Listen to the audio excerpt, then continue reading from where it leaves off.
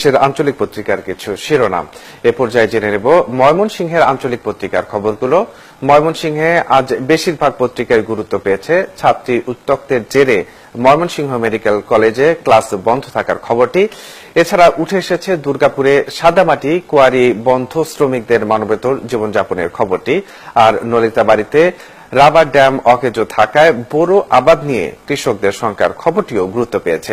এছাড়া পত্রিকাগুলোর আরো গুরুত্বপূর্ণ বিষয় নিয়ে এখন আলোচনা করতে আমাদের সঙ্গে যুক্ত হচ্ছেন দৈনিক সবুজ পত্রিকার বার্তা সম্পাদক মাইনুদ্দিন রায়হান। জনাব মাইনুদ্দিন রায়হান, আপনাকে স্বাগত জানাচ্ছি ৭১-এর দেশযোগে। আপনার কাছে প্রথমে জানতে চাইব ওই ময়মনসিংহ মেডিকেল ক্লাস বন্ধের খবরের বিষয়টি।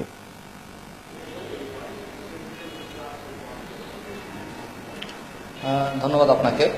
আসলে গত ২ দিন আগে ময়মনসিংহ মেডিকেল কলেজের যে ছাত্রাবাস ছিল ওইখানে ছাত্রী উত্ত্যক্তের জের ধরে কিন্তু ২ বর্ষের দ্বিতীয় বর্ষের এবং পঞ্চম বর্ষের শিক্ষার্থীদের মাঝখানে একটা দ্বন্দ্ব সৃষ্টি হয়। সেই দ্বন্দ্বের জের ধরে কিন্তু একটা মারধরের ঘটনা ঘটে, একটা গণ্ডগোলের ঘটনা ঘটে।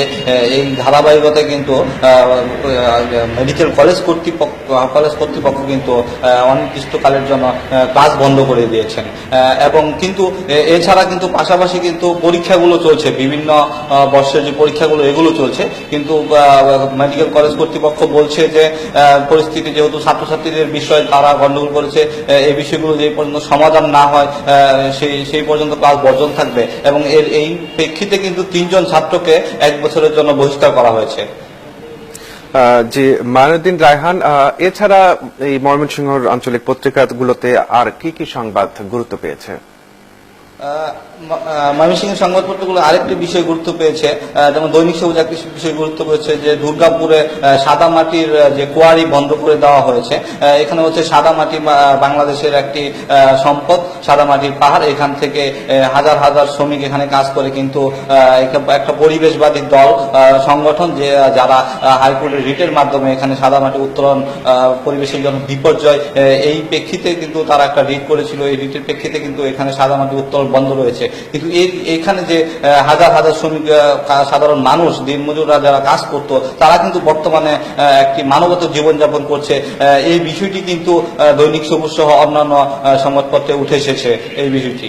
এবং স্থানীয় লোকজন বলছে যে এটা অতি সত্বর পরিকল্পিতভাবে যাতে পরিবেশের বিপর্যয় না হয় সেই দিকে লক্ষ্য রেখে যেন এটা আবার পুনরায় চালু করা হয়, অন্তত পক্ষে শ্রমিকদের স্বার্থের কথা চিন্তা করে।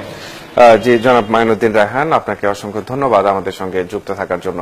দর্শক, কথা বলছিলাম ময়মনসিংহের বিভিন্ন পত্রিকার গুরুত্বপূর্ণ সংবাদ নিয়ে দৈনিক সবুজ পত্রিকার বার্তা সম্পাদক মাইনুদ্দিন রায়হানের সঙ্গে।